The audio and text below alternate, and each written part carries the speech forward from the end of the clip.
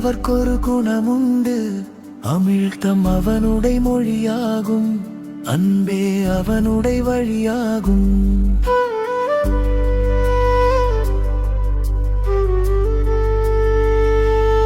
அறிவின் கடலை கடைந்தவனாம், அமிர்த திருக்குறள் அடைந்தவனாம், பொறியின் ஆசையை குறைத்திடவே பொருந்திய நூல்கள் உரைத்திடுவான். கலைகள் யாவினும் வல்லவனாம், கற்றவர் எவர்க்கும் நல்லவனாம், நிலைக்குள் பற்பல அடையாளம் நின்றன இன்னும் உடையோனாம்.